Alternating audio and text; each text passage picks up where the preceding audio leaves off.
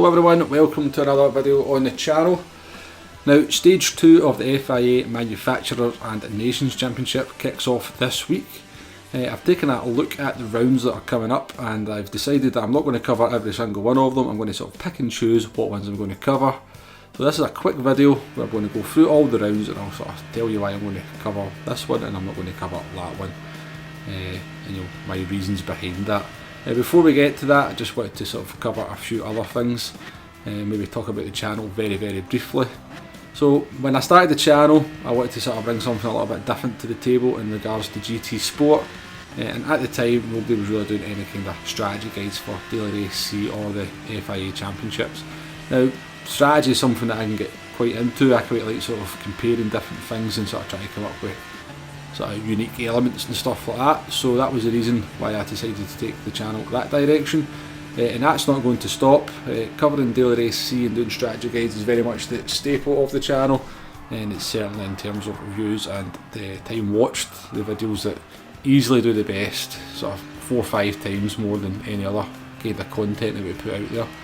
However, I am going to keep doing sort of somewhat different videos, stuff like where we cover the slipstream, or doing racecraft videos and sort of tips videos and that as well, because again I quite enjoy doing them, and I do tend to get quite positive feedback from them as well. So they will keep coming onto the channel. I have been sort of talking about a Group 3 fuel video for a few weeks now, but that video is turning into a little bit of a nightmare. However, we are slowly but surely working through everything and getting it all together, so at some point in the future that will appear on the channel, but I'm not going to make any promises as to when, because I'll probably just fall short of the deadline that I leave myself, so I'm not going to do that. I also I'm going to try and do a little bit more racing on the game. Sort of doing the strategy guides means that I do very little racing in actual sport mode, so I'm going to try and do a little bit more of that and sort of try to get a few more sort of race review videos out as well. Now, but the purpose of this video was to sort of cover the FIA Nations and Manufacturers Stage 2, so let's take a look at the rounds and sort of talk why I'm going to cover some rounds and why I'm not going to cover them. So first up is Nations. We've got the details for round 11 and 12 on the screen. Both of these races involve road cars, N200 for 11 and N500 for round 12. A, I'm not very good in road cars, and B, when it's a road car, it's always pretty much a guaranteed no stop. Looking at the settings, round 12 is definitely a no stop, and I would imagine round 11 will be as well. So I will not be doing a guide for either of those. Moving on to round 13, we've got Group 4 at Dragon Trail Seaside 2. We've got racing medium and racing hard tyres available. Hard tyres are required, so there will be a bit of a strategy for that one, so that will be a round we will cover. Round 14, we're back to being in a road car, the Grady Fuji Z. It's sports hard, tyre wear's only at ×6, that's a guaranteed no stop, so we won't be covering that one. Round 15, we've got Group 2 at Fuji, just racing hard tyres available. Tyre wear at ×6, so that's pretty much a no stop. However, I can see that fuel's also at ×5, so there may be an element of strategy in regards to the fuel. So that one's a little bit undecided whether we'll cover that one or not. Round 16, we'll definitely be covering. That's probably looks like the most exciting round to me, the Pagani Zonda at Nürburgring. Medium soft available and both required to be run, so we'll very much be covering that round. Moving on to round 17, it's Group 3 at Spa in the wet. Now I have looked at the sort of more detailed settings for this one, so I know it's set in the sort of early morning settings, and whether you use the sort of heavyweight or the intermediate tyres is somewhat in debate for that one, so we will maybe do a quick video covering just that. The next race, round 18, Group 4 at Willow Springs International Streets of Willow, we'll be covering that one. That will be a very interesting one, I think. Round 19, Group 1 at Laguna Seca. Got the soft, medium and hard all available, but only the hard and medium to be run, so that's definitely a race we will cover. And the last race there is a bit of an undecided one. There's definitely some strategy involved, but because the settings are adjustable, I'm not entirely sure whether my testing would sort of translate to whatever settings you've got your car on, but we may well cover that just using a default setup on the car that's to be used. Moving on to manufacturers, round 11 there will not be covered. That's Group 3 at Brands Hatch, just on racing hard tyres, and tyre wear just at ×5. Guaranteed no stopper. Round 12 we will be covering. That's Group 4 at St Croix A.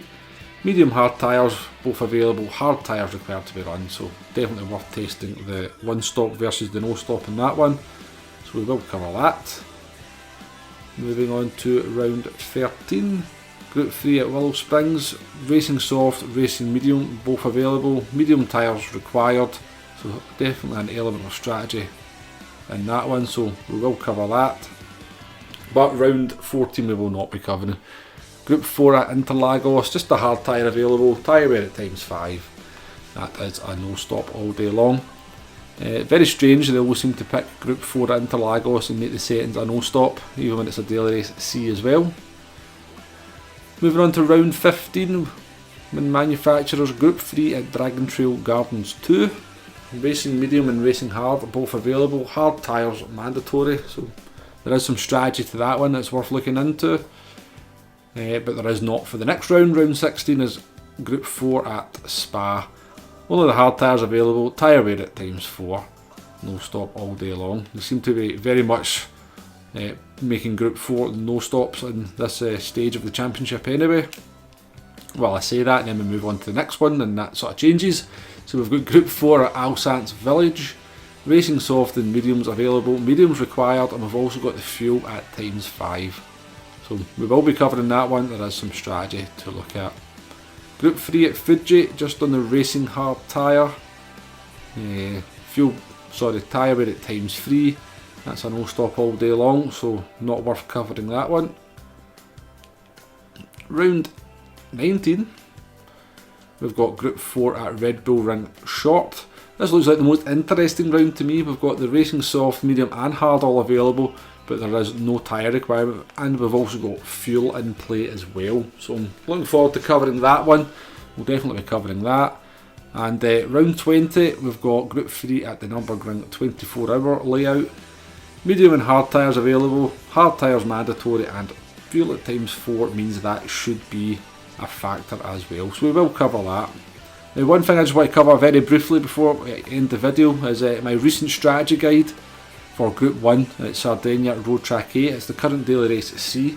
I may have miscalled this one a little bit. I recommended to Toyota to do the no stop, but I did miss the fact that refuelling is at 10 litres a second, as you can see on the screen there.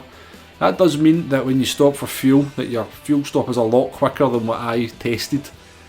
And so while I said that taking on 56% of fuel will maybe cost about 15-16 seconds because you were stationary for 11 seconds in the pits, that's not quite how it plays out in the actual live race.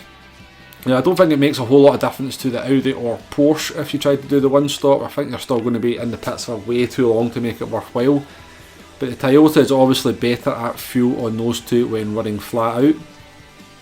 So I think in terms of trying to do the one stop in the Toyota, you'll only be stationary for about 4 seconds and only lose about 9 seconds overall in the pits. So it does make that one stop a viable strategy in the Toyota. I still think the no stop would edge it in terms of trying to make up positions. That's still the way I would go, but just in case you're seeing other people carrying out that strategy and wondering why they're doing quite well, then that is the reason behind it. So a lesson learned for me when it comes to Group 1 is that I need to look out for that fuel rate, and I'll make sure I do that for the Group 1 race at Laguna Seca for this stage of the championships. Anyway, I'm going to end the video there. Thank you very much for watching. If you've listened to my waffling for the last 9 minutes, then very well done to you. But once again, thanks for watching, and I shall see you on the next one. Goodbye now.